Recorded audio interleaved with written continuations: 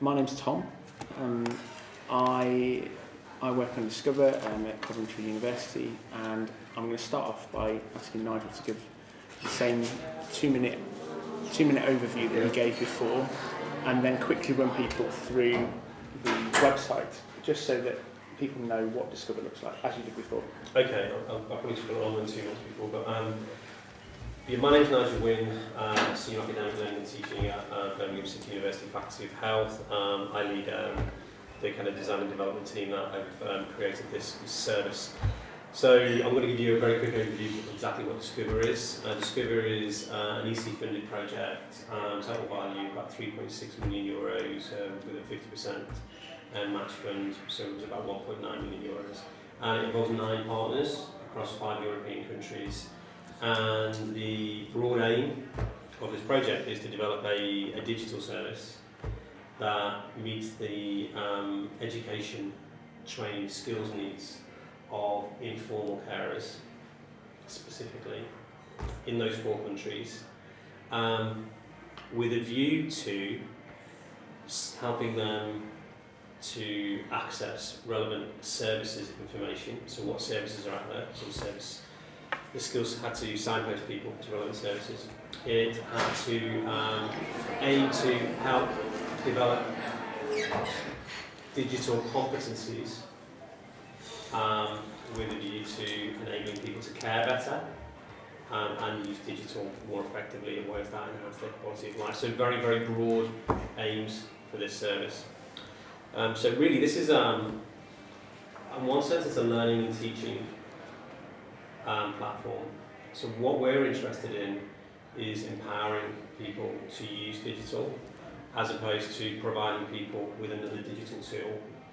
So everything we had today was yet more tools, more interfaces, more technology. And what we're getting back from the carers we speak to is that just putting a search term into Google is confusing. You know, the wealth of information that comes back is almost overpowering. So we're trying to take a step back and provide a service that helps them access web information, helps them develop digital skills, and also provides a sandbox within which they can experiment safely with things like discussion forums, for example, introduce them gently to things like Facebook and Twitter, and also use some quite interesting media to teach them some care skills as well. Do you want to have a couple of clicks through the website? Yeah, so just people have got give you a feel for kind of for what this looks like. So this is all W3A, W3C1A compliant. So I'll give you a feel for what this looks like. Basically, if I start here. Nigel, do you want to come and sit around here so that we can, in this space, and then more people should be able to see. Okay. Something making stop now. Making a strange noise. Yeah, apologise for the size of the monitor. We're having Wi-Fi problems at the moment. But yeah, we've gone with a very chunky kind of design, a load of big buttons, very simple design. And what we have is generally 4 areas here.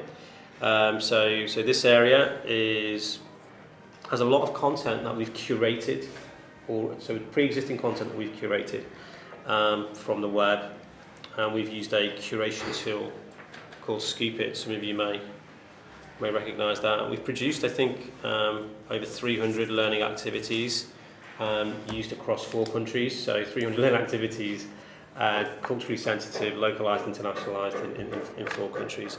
And one way you can navigate this is to use these icons and drill down into different topic areas. So we have topic areas like digital skills, dementia, COPD, heart disease, finance, stroke, etc. And these are all user-driven. These are driven by things that our carers have said they really want to know more about. I mean, Verena might want to say something else about this. Yeah, that's right. We held focus groups to start with to find out what it was carers wanted to know. And although the focus from the funders is about digital skills, actually what carers want is to know information about the people the health conditions of the people they're caring for, how to improve their caring skills, and ultimately to be able to care better for the person they're caring for, and if their caring role comes to an end, that they can then acquire employability skills to get back into the workforce. But they wanted to use digital skills because a lot of them don't have them. So we've embedded learning digital skills within the activities that they particularly want to learn about. And they can come in at 3 different levels: beginner, intermediate or experienced. And that is different for each topic. So you could be a novice at digital skills but an expert in dementia. There's quizzes associated with each piece of learning. It's all very small. It's because we know carers don't have much time. So there's what we call bite-sized learning. They can learn a small part of something, say around the symptoms of dementia, and they can do a quiz, and then they can put those into their portfolio so they can build up a series of evidence of skills that they can take to other employers. Is this linked to skills for care?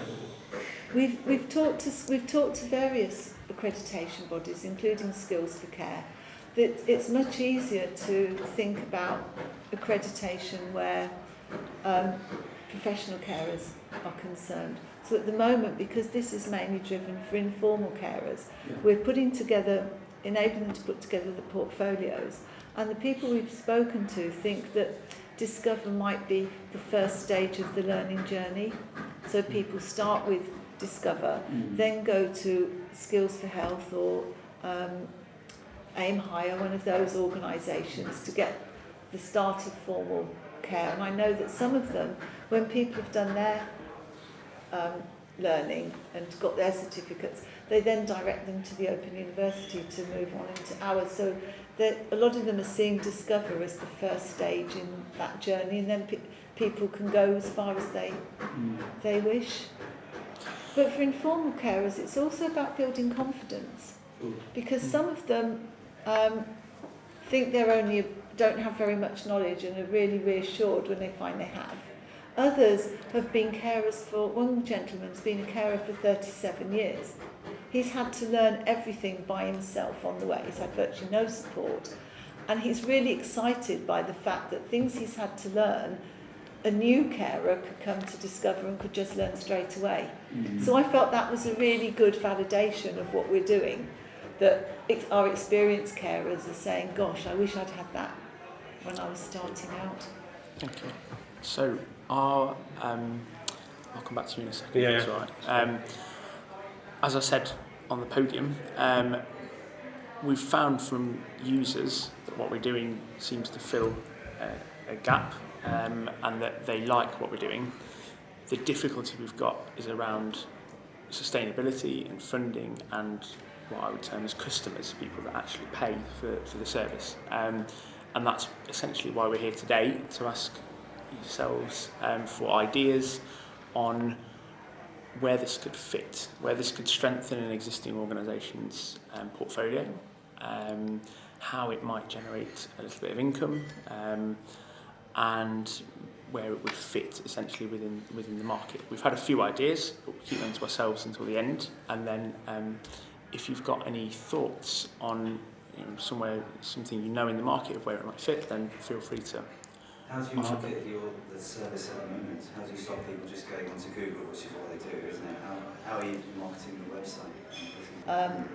So anybody who comes, if they come through our 4 pilot sites, then they are part of our research database. If they come just to the website and ask for a login and a password, then we're giving it to them, and we've just got very, very minimal data collection there. But we've had to be careful while it's still in the pilot phase, because it's being built, it's being enhanced all the time. So we don't want people to come into it and find things don't work, because we haven't actually developed that part yet. So our vision is that the funding ends early next year, and we want to have a model of sustainability so that we can go from it being a pilot into it being sustainable, and everybody can use it. So we're only marketing it in what I would call local trusted areas. Which is obviously an important stage in designing and testing. And then when the launch comes, when we run out of funding next year, then it will be different. We'll have an entirely different marketing model. There won't be a fee to use it, presumably, No. when it's out there. So therefore, where does the income come from? Well, that's what we're trying to find out. That's the question. I mean, one of the ideas is that, I mean, this is aimed at informal carers. Generally, you might argue informal carers aren't in a particularly high, socioeconomic group, so they won't have a lot of disposable income. I mean, many of them don't even have the time to engage, which is why this is really all chunked up. You can drop into the bits that are of interest to you and then drop out again. And the income generation comes from formal care. So I think there are 1,000 care homes in Birmingham alone. They all have staff, all of those staff have CPD requirements. So because this is built in a VLE called Moodle, it's specifically designed to ingest educational content. It's very easy for us to grow this content, so that part of it is caters towards formal carers. And I think there's something very interesting in that space because, some of you may know more about this than me, but care homes, residential care homes for example, are very interested now in not just looking after the person being cared for, but also liaising much more closely with their families. And a number of people who run care homes that we've spoken to now bring families in regularly and run sessions with the people who are being cared for and effectively what were or maybe still are their carers. And there are overlaps in training needs. If you're in a residential care home on a respite basis or on a part-time basis, which is increasingly going to happen, and you're then going between a care home and a home environment, you need to be teaching the carers at home skills that your staff also need. And I just wonder whether that's a way into care homes. You say to a care home organiser, that care home can say to potential customers, now you can come to our care home because we've got this really innovative model of education. It's a partnership model that uses some very exciting tools. And not only will you be more enlightened, and our staff will become more enlightened, but we'll work together as a partnership, and maybe this can provide the glue. What's the standard training for care home workers now? Is there a standard, or is it? You'd have an MVQ health and social care. Care level 3. Yeah, level 3. And how does this compare to something like that, or is it completely different? Because that's all evidence. Yes, we're not working at NEVQ level 3, but what's been really interesting is that across our 4 pilot sites, we've been asking, we have a portion of formal carers as well as informal carers in our participants, and we thought the formal carers would be saying they know how to do all of these different things, they know how to do moving and handling, they're competent with nutrition, etc. And that is not what they're saying.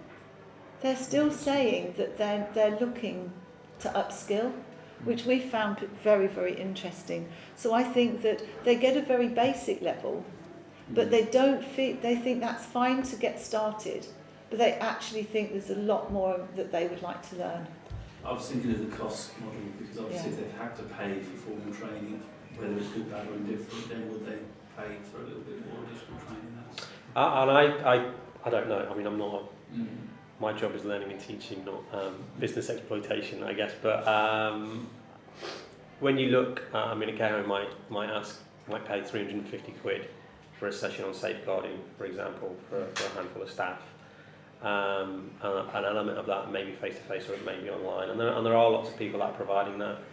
So it may well be that you compete in that space, and you say your training's better. Could this replace what they're currently doing and then become their model if it's better? Well, right now it doesn't, but because it's purely targeted at informal carers, and they some of them will have different care needs, than an official CPD-based learning unit that was MVQ accredited. But one idea is that we could easily ingest that content and develop those training opportunities. And then you say you've got this service overall. It's got Google Maps feature, it's got the simulations and serious games, it's got the e-portfolio, it's got all of the other stuff that's already there. I've not seen anything like that in that CPD space. It's got an online community as as well. Yes. isn't it? So the carers, informal carers can... Absolutely, yeah. So I think that's the thing that makes it stand out from other things that I know. I mean, like the Social Care Institute, Brexit Sky, have got a lot of online learning resources. Some amazing resources, yeah, absolutely. But you just watch the video and then hopefully you've met to a carer and Yeah. result of it. But you don't have that community afterwards, whereas this, you're all becoming part of a network. Which We've got peer-to-peer video technology embedded in this as well, so there's also that, you know, kind of VoIP video communication tool you could even leverage as well if you wanted to. And we've also got all these self-assessments for them, so they actually know what they're learning. Because one of the other things I found interesting is one of the volunteers we've spoken to had training in dementia care, but couldn't answer our basic level of dementia questions. And so was really pleased to be able to work through our topics, because now she's done the basic, the intermediate and the experienced, and now feels really confident to go and work with people with dementia. So I think we're beginning to learn some of the interesting things of how this could fit together. But taking up your point, in Spain, one of our pilot sites, they've actually are using this with their professional carers. There's room in there because, as Nigel said, this is a teaching tool, that the VLE that we've based it on. So they're able to the trainers put in their own material. So they're using what Discover has already, and they're also uploading the things they particularly want to teach and using a combined model. And I think that is one of the things that could well be because it's a way forward. Open source, so Yeah. you can upload. And it's potentially white label. Label. You know, if you go to a care home organisation, you can make it bespoke to them. And that, I thought that was quite an interesting.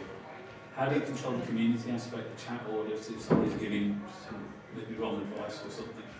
Is that controlled, or what's that? It would have to be controlled and moderated, and at the moment we do that from within the project, Right. but that would be a consideration. If you're an organisation and you wanted to buy into that, and you wanted people to go on IM and discussion forums, then you'd have an obligation to moderate that in some way, just like any university would. Yeah.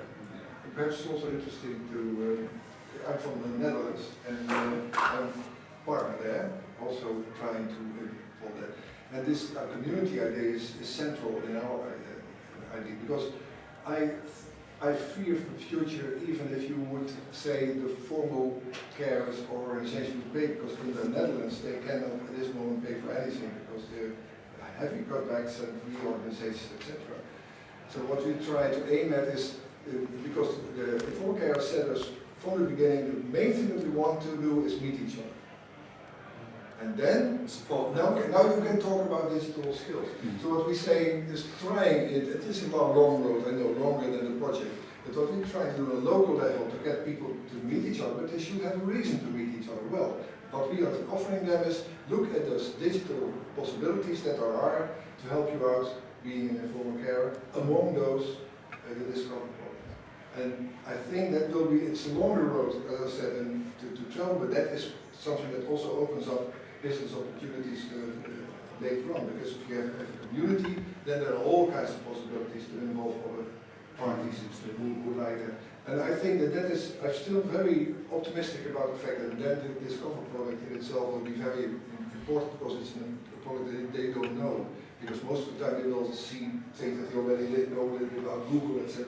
One of the best things we ever did in one of our meetings with the focus group is, let's find out what dementia is through Google. And we did that, and with no. Now we find out what dementia is through Discover. And then they know, aha, this is the way to go. So that is our business model. I don't know if this has come up for you before, but just listening to what you've got there, another group of people is people using direct payments, isn't it? And people who work for their personal assistants, who have proved to be quite a difficult group of people to work with and to access for all sorts of reasons in terms of training and learning. And I wonder if some of the resources you've got there would meet the needs of that group of people. That's a great idea. So, I don't know if that helps with funding, but it's another potential. So It might do, because that's that's kind of an area that's in transition already, and where you've got a transition, you might have a gap to go to a local council or whoever and put that in place to say, actually, if you're moving to personal budgets, why not have this for the person that's coming in to The help? local authorities do have budgets for PA training. The challenge is getting them in the room to train them. Right, okay. Yeah, Right. exactly. So that- Because even if So you a- offer it a as portable free resource and you may would be- feed them and do everything else, you might just get a few in the room, but it is getting them into, it's not so much, I'm sure they benefit from it once you get them out. That's a cracking idea. Or get them online to do it and do it in some way that, you can evidence that back to the local authority that you've spent their money wisely and training people and they've done the modules. And there's some way that you can set up a login account that can demonstrate they've done the training. I think you need to think, Yeah. Remote training rather than... Yeah, I don't know how much you've done with, or how much Carers UK or something like that are kind of involved in this work. And that's kind of the other, from our point of view, the other thing that we do as a council would be to fund a care organisation. And in turn, what they're doing is working to support carers in different ways. So, I'm not sure if there's a route there, if you've got to explore this or whatever, but it seems like a kind of natural place that you could see something like that sitting on the Carers UK website or being advocated by. So, yeah, it's So just one other thing I was just going to say, just throw in one of the things we're also looking at which is, again, Carers UK is the Jointly app. Oh, yes. And it just kind of struck me listening to this that it would be great if there was a link from that app into the sources you've got there, because obviously it's marketed at carers, so it would be a really kind of useful thing to do. absolutely. I think that's a good idea because I hadn't thought of linking it.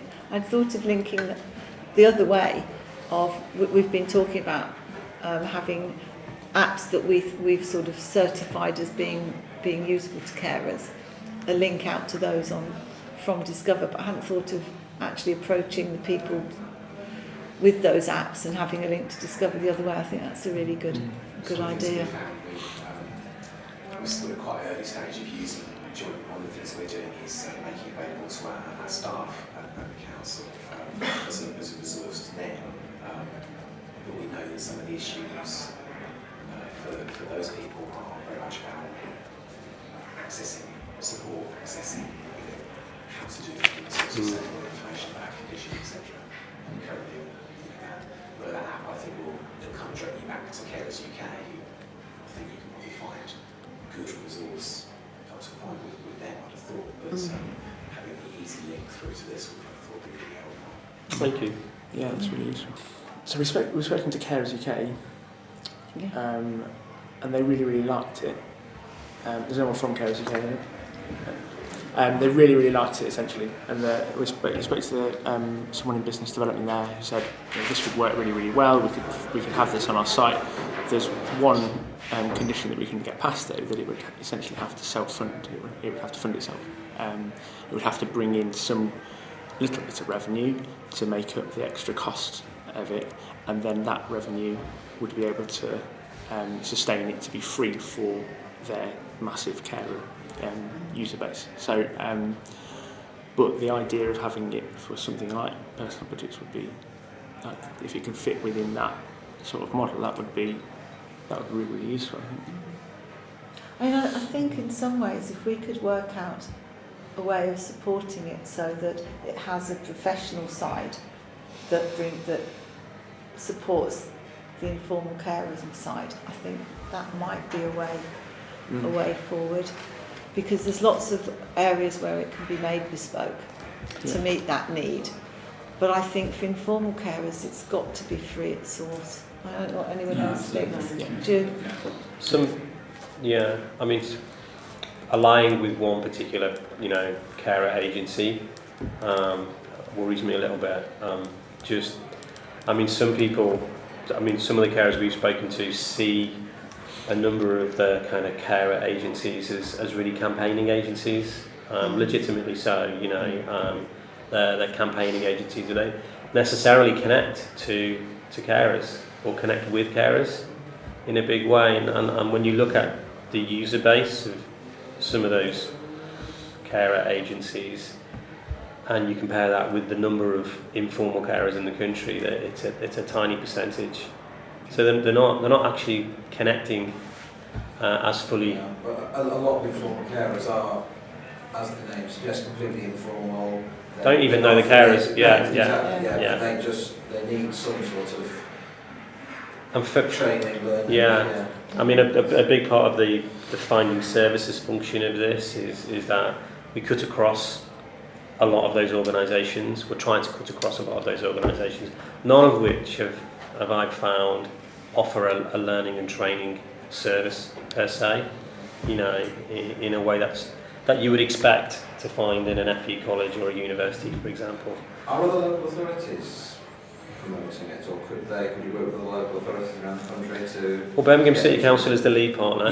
Yeah. So they've got contact with their informal carers. Absolutely. Yeah. But we're talking to, the West Midlands, I can't remember what the network's called, but they're responsible for carers across West Midlands, and that's through Birmingham City Council put us in touch with them, and so we're now talking through them to Wolverhampton and various others within that you know the network I mean. And the idea is that because we're close, we've now got a product that we can actually demonstrate. You know, it's taken time to get it to this level, as you'll appreciate, because it's quite complex and there's a lot of information there for carers. So now we're starting to take it out to that broader audience, and we've had dealings with Coventry as well. So people are very interested. We've just got to get it moved from this pilot stage, and that's where we've got to decide what the best way. Actually, how long has it taken you to get to this stage? It's a 3-year project, and we're in the last 6 months now. And the biggest challenge for us, well, we're kind of like the design development lead, if you like, has been that everything's got to be in 4 languages, and everything has to be not only localised to those countries, but localised to the areas of that the pilots are based within. And then also the pilots are all very different. They're all affiliated with certain organisations. One might be a university, one might be a not-for-profit, specialising in dementia care, and they have their own cultures and ways of doing things. So it's an unbelievably challenging project, and one of the reasons we went for curation for a big part of the resource development here, as opposed to content creation, was that it was the only way we could create enough skills and learning activities, you know, across four different languages. The only way we could do it. Have you thought about the third sector, voluntary sector? Because obviously, I'm just thinking now, I'm working with Greater Birmingham Advice Services, which is 15 organisations all come together, headed up by Citizens Advice Bureau. We developed an intelligent service directory referral system for them. So basically, you could eventually you'll be able to self-refer. So you could be a carer, go on, see that you want that particular advice, and take you straight to an organisation that can train you out. I haven't got the funding model for you yet, but I'm just thinking if they had funding to deliver that training, then that would be a revenue stream for you, and it would be quite an effective way of getting people directly to what they need. It may not, they wouldn't see themselves as a carer, but they might go into a citizen's advice or something at the end of my wits. I'm looking after mum, and we've got this to help support you, sort of thing. So I'm just thinking out of the box a little bit, because we're doing it around employment and barriers to work, and also we're sort of looking at the healthcare stuff at the moment, but eventually that will be a self-referral system, because it's all fully loaded with all of Birmingham's infrastructure around. You know, it's mainly around health and maybe disability. It's a bit that bias at the moment, but it will grow legs. But it'll be a really effective way of people going to frontline services because they're in that informal carer situation, maybe under that kind of pressure or needing that support. I really like that idea, because I know when I became a carer, my biggest problem was finding out anything. Yeah. I mean, you know, whatever I needed to know was not easy, and searching through Google, it took forever. Mm-hmm. You know, really. I mean, and even simple things like if you need a wheelchair in an emergency, where do you go? You know, you think I'm digitally literate, so you think I'll go online, and actually it's really difficult. Yeah. And I think something like that would. We have simplified really that, and in fairness, Birmingham City Council part funded that project. It's a European social funded big lottery project, but Yeah, no, it could be quite a good route to market. But I don't know how the finances will work because obviously I'm not third sector. I don't understand how they. But obviously, if they were delivering training on behalf of, there'd be a funding stream for that.